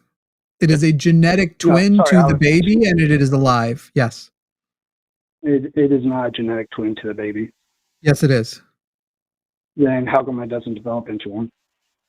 Because no, this is your point. This is the point we're making. It doesn't have a brain, and what we're calling becomes into a baby, would be that accomplishment of personhood. And by the way, we're now going to get split into multiple factors of like, when does that personhood come in? When should one be more ethically considerate? Does that have something to do with consciousness? But clearly it's because the placenta doesn't have the qualities that accomplish autonomy. It doesn't have the qualities that accomplish consciousness, and yet is a genetic twin of the baby and is a living organism, a living human organism. It's not a human organism. I'm sorry. You can look it up. I Yes, just it looked it is. up to double check. Let me hold on. Placenta is alive and has the same genes as the baby. It's alive. Wait, No, let's it's not just living. hold on, G. Let's just take it like 2 steps back, right? Can you show me any harm done by killing a fetus prior to that fetus being a sentient creature?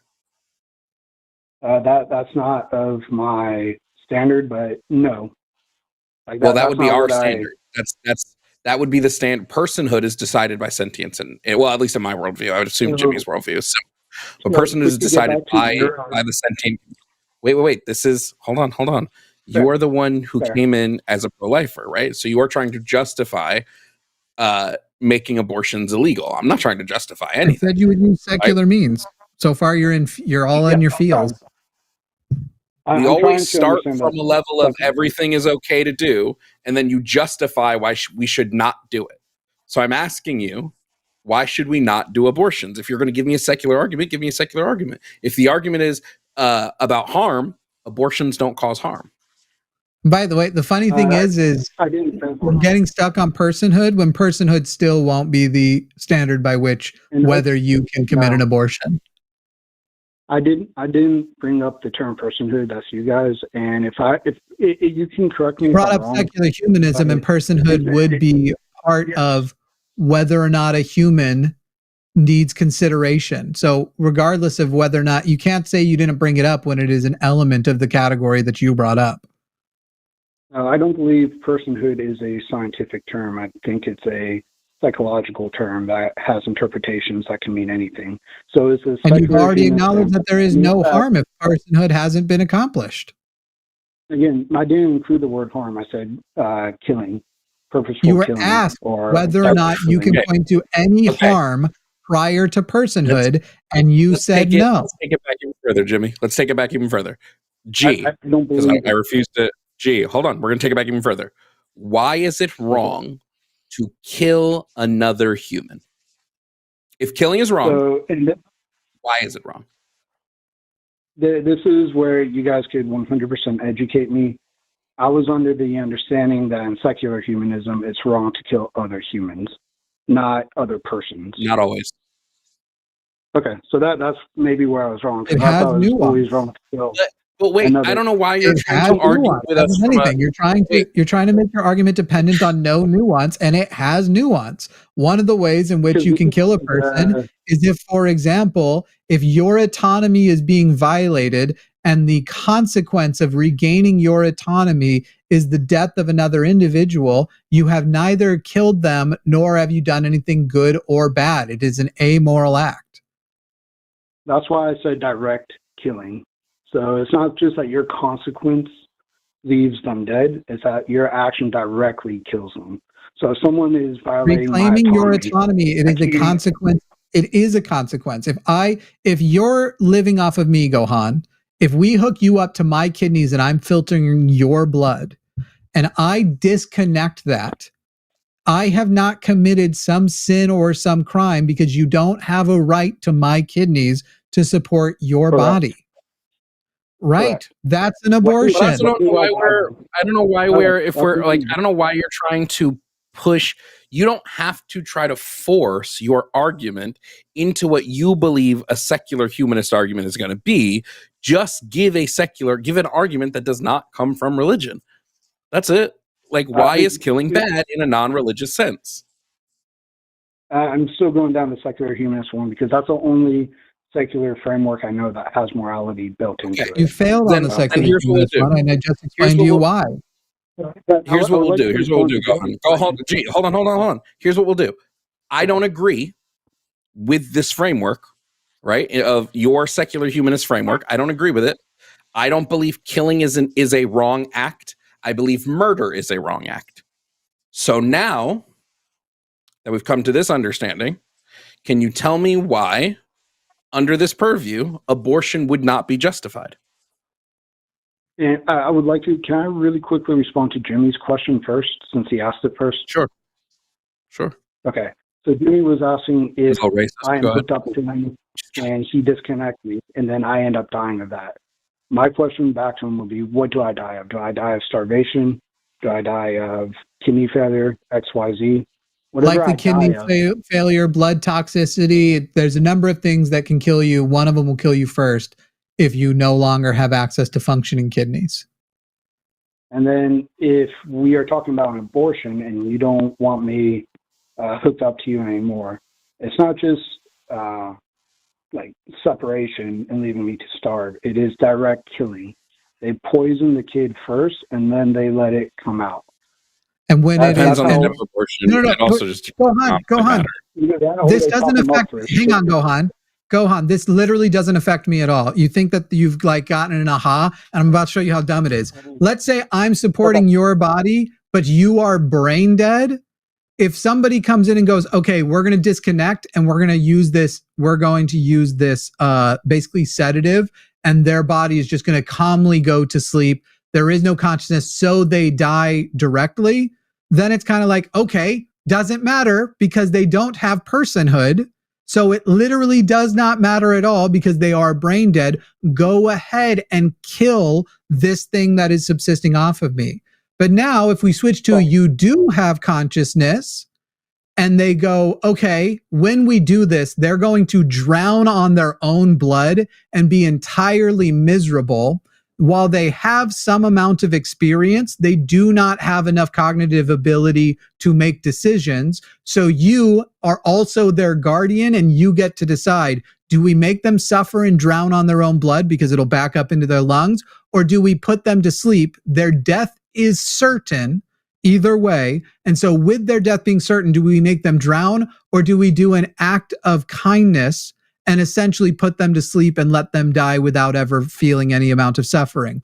Those are the actual choices for abortion. The non-personhood, therefore poisoning it is nothing, just like it is not anything to poison if somebody is completely brain dead. If that's the way you ended their life, wouldn't fucking matter.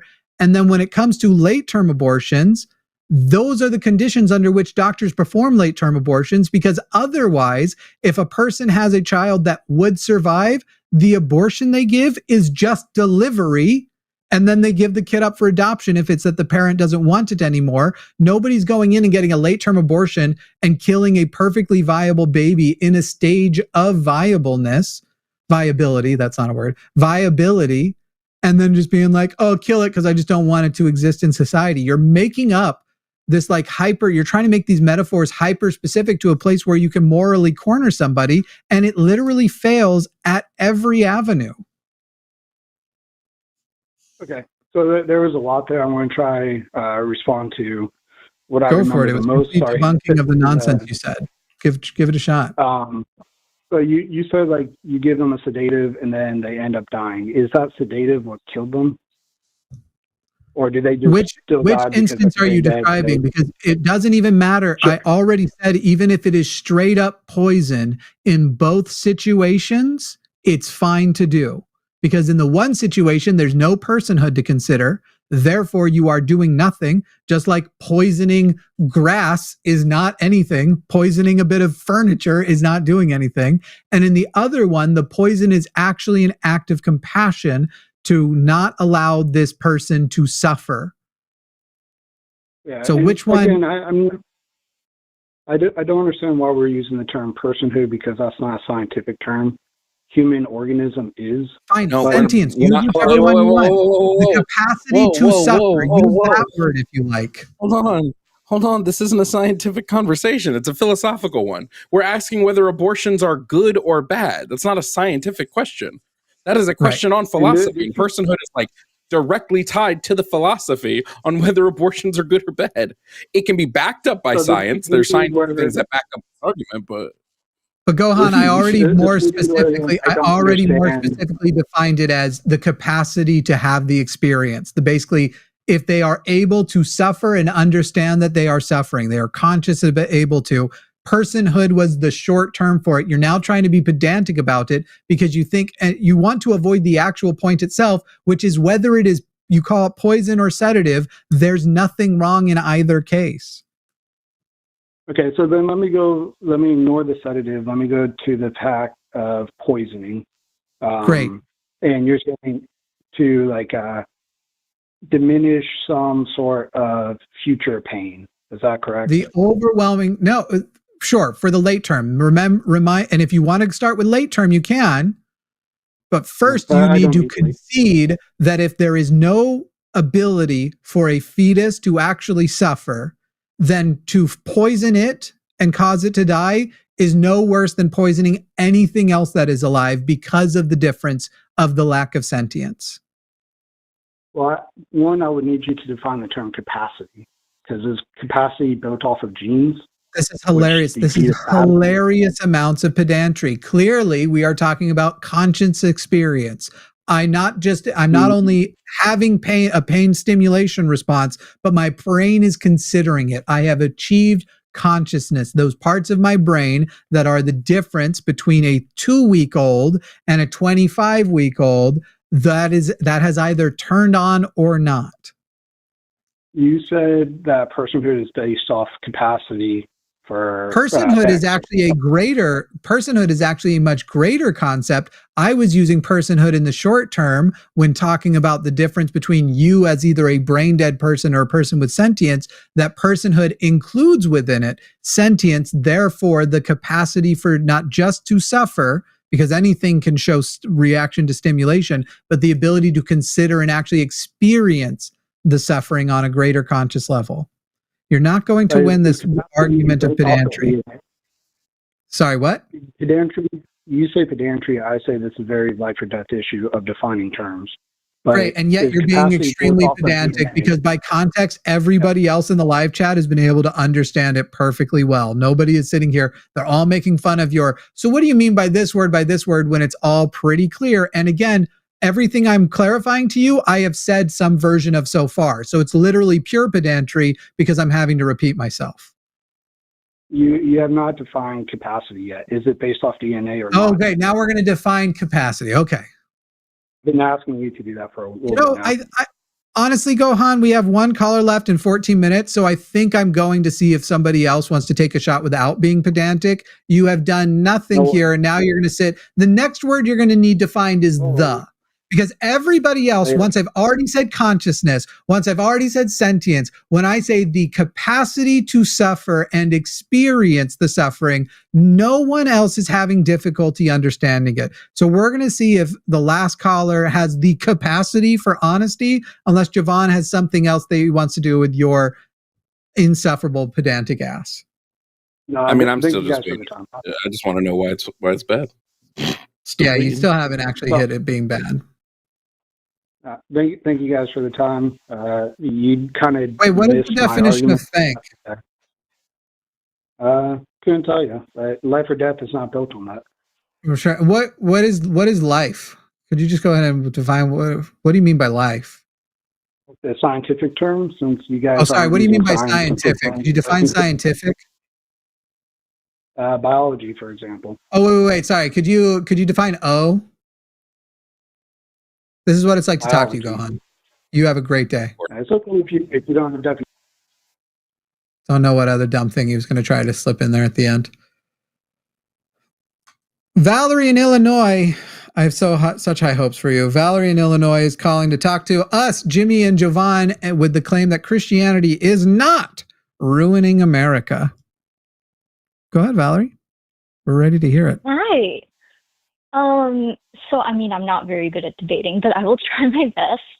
I came from Jovan's stream, which says like Christianity as a whole, which is what I disagree with. I do think that Christian nationalism is the issue, because it's these very specific subsets of beliefs that are being lumped into the broader definition of Christianity, that when Which it's is what? really like that, like the small group of beliefs, or the No, very sorry. specific beliefs.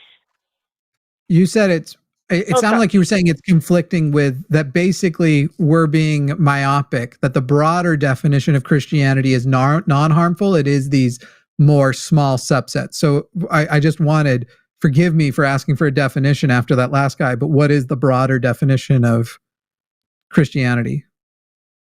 I think the broader definition, it's that, like it's supposed to be biblical based, right? And kind of looking at the New Testament and what we call the good news, it's that Jesus died for our sins, and that there is a sort of like I think you're sharing compassion the and dogma, not love. the definition.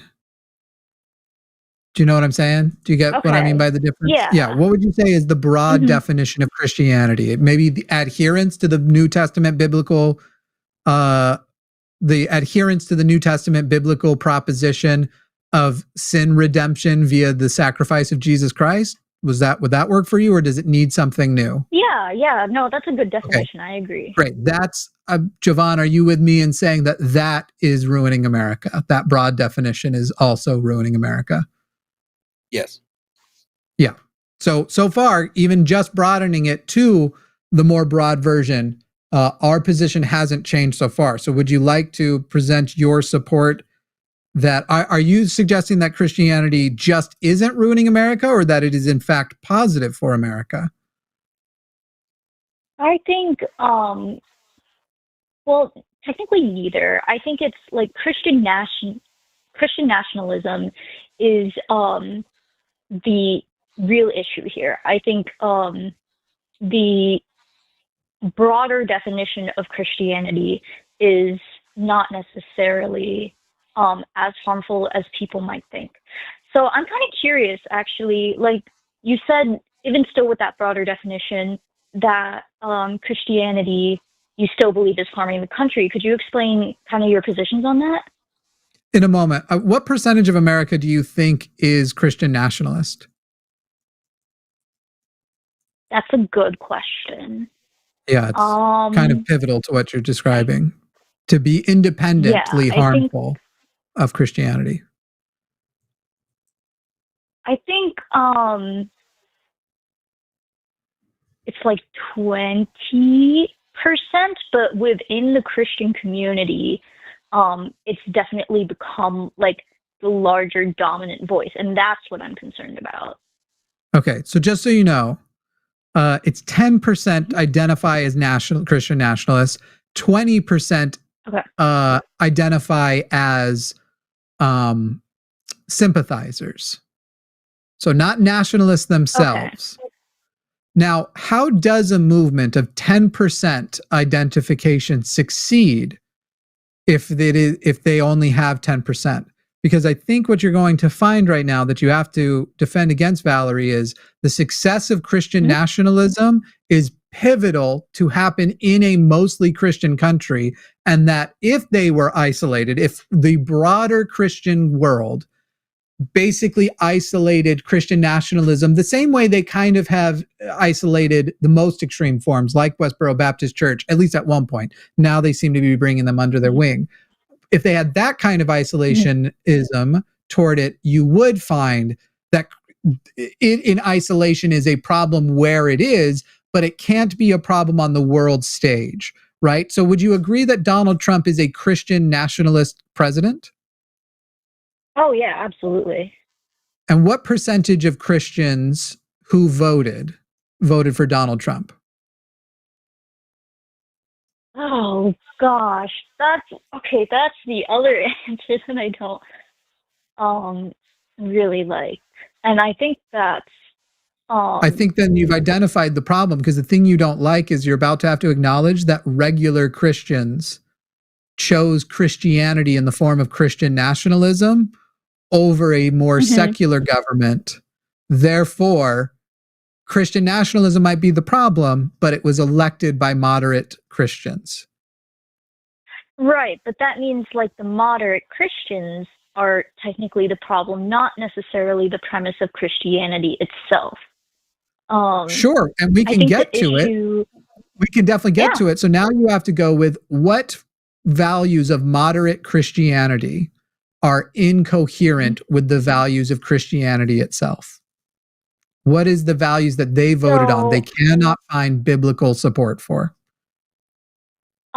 so with like white modern Christianity in particular, this kind of obsession with like power and like the only way that we can dominate, or sorry, that we can get our beliefs across, that we can proselytize, is by being in power and forcing everyone to bend a knee to us. When throughout the Bible, Jesus kind of rejected power. He was like a servant. He washed like his disciples' feet at the table. Sure, Valerie, are you sorry? about to do the thing that Christians like to do and pretend the Old Testament doesn't exist? It's less. No, the Old Testament still exists. I do believe that. Mhm. The issue is like the Old Testament kind of represents this old covenant, whereas the New Testament is. What did Jesus say this, about that old covenant? He said the I'll give old you a hint. covenant He is used the gone, word tittle. and that the new one No, is. he did not. No, he did not. Excuse me. No, he did not. What's the verse with the word tittle in it? Got two tittles. Sorry, actually. the verse with which word in it? Tittle. Man tittles. Tittle. Mm-hmm. Oh, When talking was about that changing the old Leviticus? covenant, adhering to the old covenant, adhering to the law of Moses. Let me see. I'm gonna look it up. It's Matthew 'cause I know 5:18. for sure. Okay.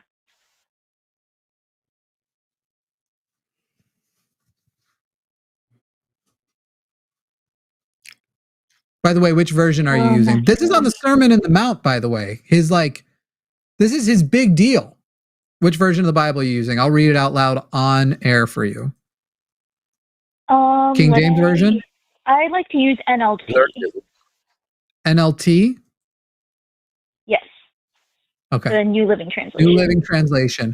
I tell you the truth, until heaven and earth disappear, not even the smallest detail of God's law will disappear until its purpose is achieved. This is in reference to the law of Moses. You can read the verses prior if you'd like to get the additional context. Jesus does not say that the old covenant is over. He says he has a lot of things to add, but we're not even moving a tittle. And I think in the new translation, they don't use the word tittle. They use disappear, I think. But in the KJV, it is, for truly I say unto you, until heaven and earth pass away, not one jot, not one tittle, while by any means from the law capitalized because it's referring to the law of Moses, until all is fulfilled.